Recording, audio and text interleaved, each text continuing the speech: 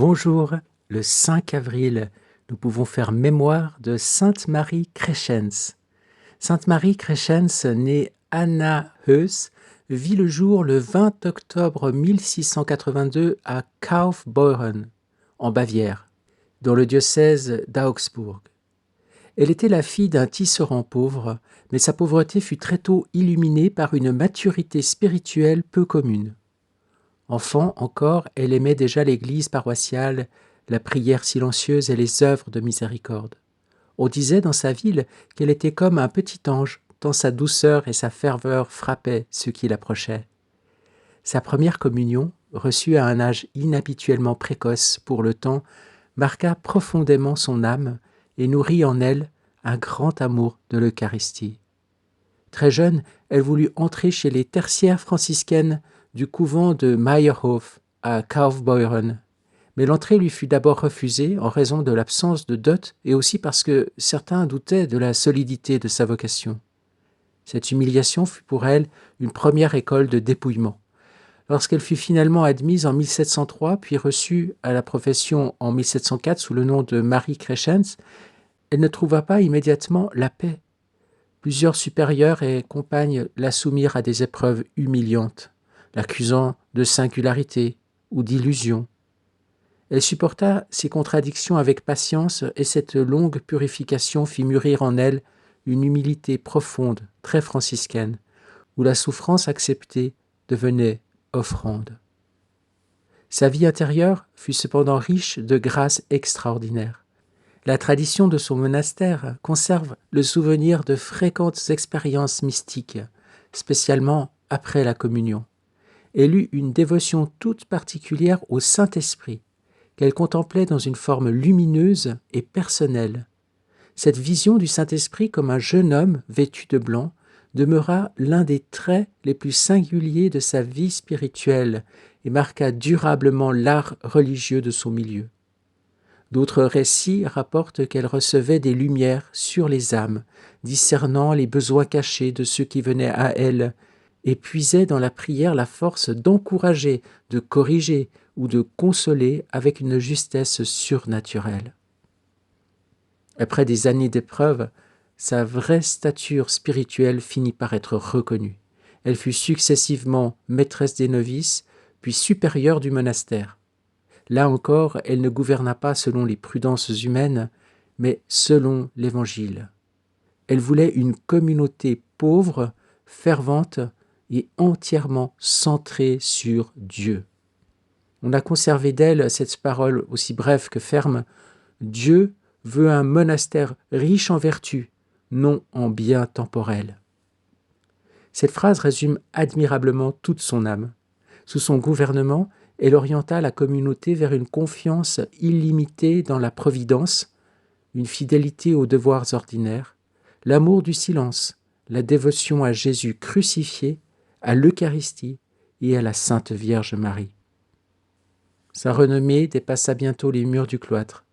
Des fidèles de toutes conditions, mais aussi des ecclésiastiques, des princes et des personnes de haute naissance venaient chercher auprès d'elle lumière et conseil.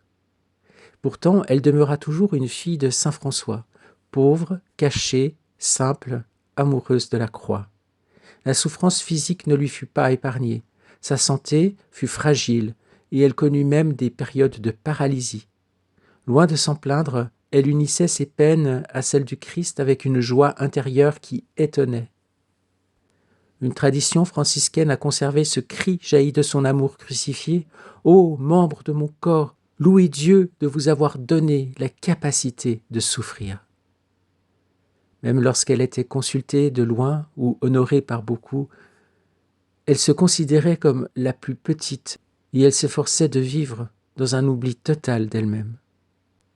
Elle mourut à Kaufbeuren le 5 avril 1744, un dimanche de Pâques, comme si le Seigneur avait voulu faire entrer dans sa joie pascale cette âme longtemps purifiée par la croix. Dès sa mort, le peuple accourut à son tombeau et sa mémoire demeura vive. Des pèlerins de confessions différentes continuèrent à venir prier auprès d'elle, confiants dans son intercession. Béatifiée par Léon XIII en 1900, elle fut canonisée par Saint Jean-Paul II le 25 novembre 2001. Le pape voyait en elle un don pour l'Église d'Allemagne et soulignait qu'elle rappelait aux hommes de notre temps quelqu'un dont ils ont toujours besoin, le Saint-Esprit. Sainte Marie Créchens apparaît ainsi comme une grande sainte cachée, ni fondatrice, ni missionnaire au loin, ni docteur par les livres, mais âme consumée par le feu de l'esprit, purifiée par l'épreuve, toute donnée à la vie commune, à la prière et à la direction des âmes. En elle, l'Église contemple la fécondité surnaturelle d'une vie cloîtrée qui devient source de lumière pour un peuple entier. Elle rappelle que la sainteté ne consiste pas à fuir les humiliations, mais à les laisser ouvrir l'âme à Dieu jusqu'à ce que tout y soit transformé en charité. Sainte Marie Créchens frappe par sa vie cachée, toute pénétrée de prière, d'humiliation acceptée, de charité concrète et d'une relation très vive au mystère de Dieu, et en particulier au Saint-Esprit. Le passage du Livre du ciel que nous allons lire maintenant fait entendre lui aussi un accent profondément trinitaire. Le Père, le Fils et le Saint-Esprit. Ils sont contemplés dans leur puissance, dans leur sagesse et leur amour, et l'âme est appelée à entrer dans un acte d'adoration et de louange qui embrasse toute la création. On retrouve ainsi, d'un texte à l'autre, un même climat de vie intérieure élevée, de familiarité adorante avec Dieu et de fécondité spirituelle d'une âme cachée qui porte beaucoup plus loin qu'elle-même.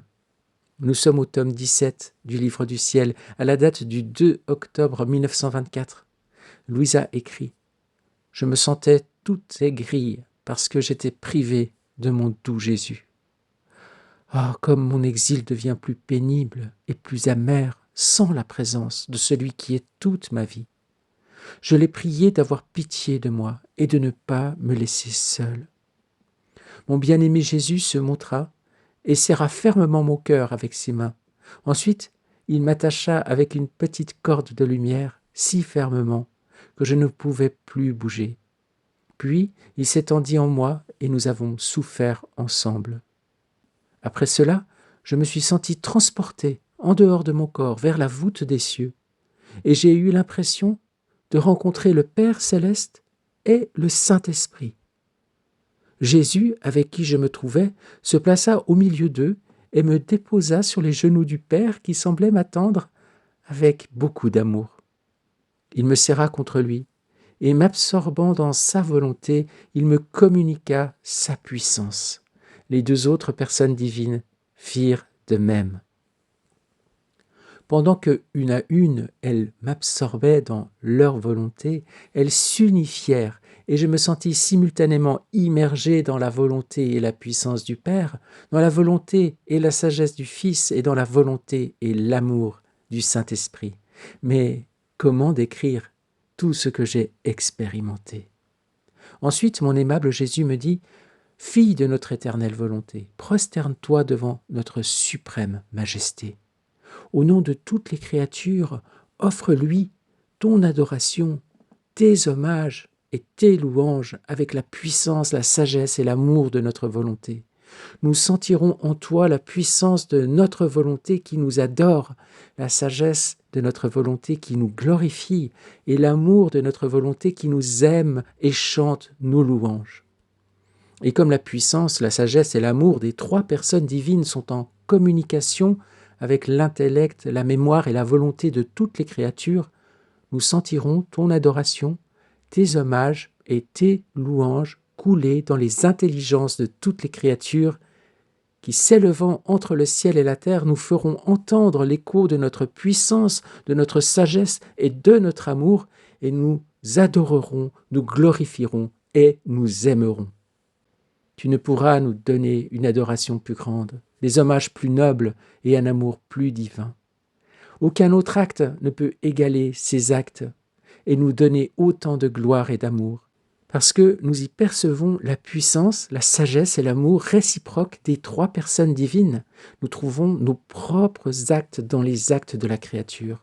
Comment ne pas estimer ces actes et ne pas leur donner la suprématie sur tous les autres actes?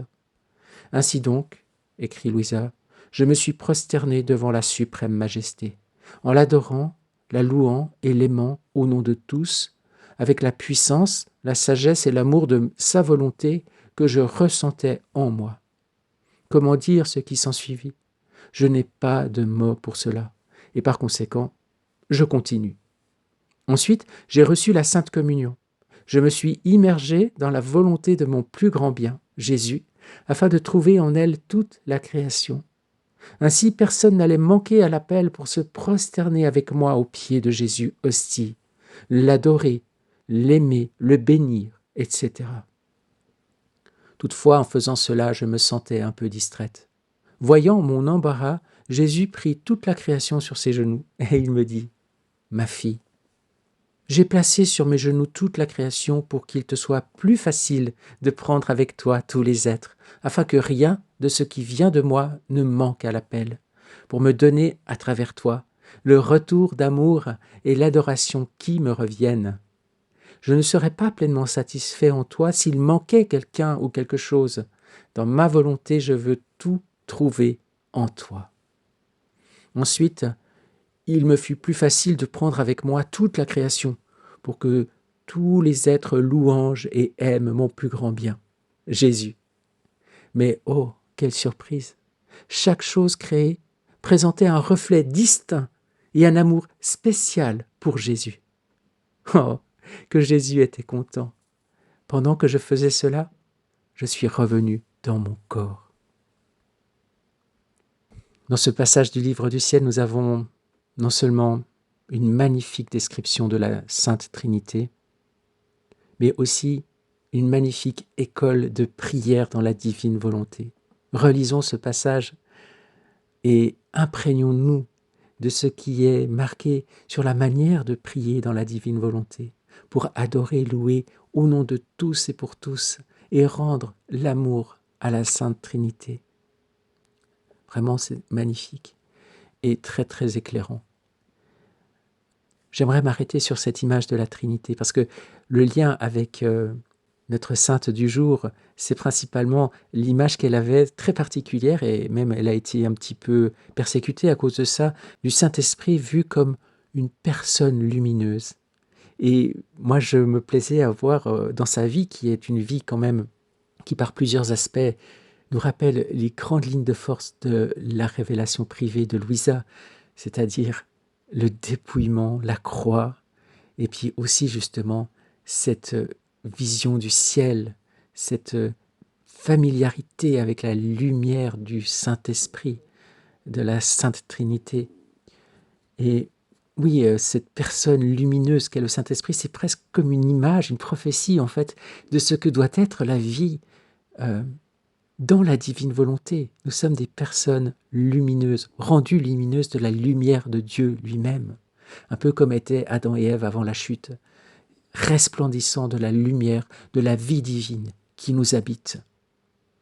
Et donc le Saint-Esprit, sous cette forme-là, elle nous dit, voilà, quand vous serez pleinement habité de l'amour divin, quand vous serez pleinement plongé dans la divine volonté, c'est-à-dire l'unique volonté du Dieu Trine, de la Trinité, et je vais revenir sur ce point, eh bien, vous serez comme une personne lumineuse, vous serez comme une extension de ce que je suis, en tout cas de la manière dont je me montre à Sainte Marie Créchens, un personnage de lumière. J'aimerais revenir sur cette présentation de la Trinité. Nous avons 3 attributs qui sont appropriés aux différentes personnes de la Trinité, en sachant qu'il n'y a rien de distinct dans la Trinité par rapport à ce qui appartient aux attributs. Mais par appropriation théologique, on va attribuer la puissance au Père, la sagesse au Fils et l'amour divin au Saint-Esprit. C'est très traditionnel, pas de souci avec ça. Ce que j'aimerais souligner, c'est que dans la manière de présenter les choses, il y a toujours la volonté du Père et la puissance, la volonté du Fils et la sagesse, la volonté du Saint-Esprit et l'amour. Et bien entendu, si on est très attentif et qu'on connaît aussi le contexte, on se rend bien compte que ça ne veut pas dire qu'il y a 3 volontés distinctes, la volonté du Père, la volonté du Fils, la volonté du Saint-Esprit. Non, il n'y a qu'une seule volonté. Et c'est vraiment cette volonté une qui est le point de jonction, et disons, c'est une façon de parler évidemment, mais c'est le principe même de l'unité dans la Sainte Trinité. Et donc je le dis ça parce que parfois, dans une vision peut-être un peu trop humanisée du rapport à Dieu dans notre vie chrétienne, on aurait tendance à dire que la volonté appartient au Père. On entend parfois dans la prière du Notre Père dire « Que ta volonté, Père, soit faite ». J'ai entendu ça. Mais bien sûr, il faut le comprendre alors dans le sens que on attribue la volonté au Père, d'une attribution théologique, comme on attribue la puissance au Père. Mais la volonté, c'est la volonté de la Sainte Trinité, de la divinité une. Il n'y a qu'une volonté divine. Il n'y en a pas trois, il n'y en a pas qu'une qui soit que celle du Père, alors que le Fils serait qu'un servant de la volonté du Père. Bien sûr que, en tant que Verbe incarné, Jésus avait une volonté humaine en plus de la volonté divine trinitaire, et que sa volonté humaine, comme pour nous aujourd'hui, elle doit être entièrement alignée, harmonisée et adhérer pleinement à la volonté de Dieu, à la volonté divine, qu'on peut attribuer de manière analogique au Père, bien sûr, parce que par rapport à Jésus, le Père était celui qui était en haut, dans le ciel, bien entendu, bien qu'il soit lui-même le Verbe divin, incarné, qu'il avait en lui la personne divine du Verbe, de la deuxième personne de la Trinité. Donc oui, si on comprend ça comme ça, ok, mais attention, la volonté de Dieu, ce n'est pas la volonté du Père en tant que personne distincte dans la Trinité. C'est la volonté de la Trinité. De la Trinité en tant que Père, en tant que source divine de tout ce que nous sommes, de tout ce que nous avons reçu, puisque nous sommes créatures. Nous recevons de Dieu la vie, le mouvement et l'être, comme dit saint Paul. Voilà, je voulais faire cette petite précision théologique. La volonté divine, c'est la volonté des trois. Une volonté pour les trois personnes divines. Amen.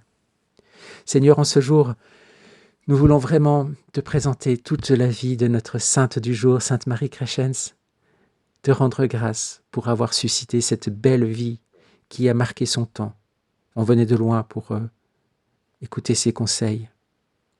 Elle a aussi beaucoup souffert, elle a connu la croix, elle a connu un grand désir de sainteté, de dépouillement. Elle a eu des visions, elle a eu des phénomènes surnaturels, des grâces particulières, mais surtout elle avait un cœur pour t'aimer. Elle avait un cœur pour se laisser imprégner de ta sainteté, Seigneur. Même si ce n'était pas encore la divine et nouvelle sainteté de la divine volonté, bien entendu, mais elle était vraiment une fille que tu as élevée dans les degrés de la sainteté.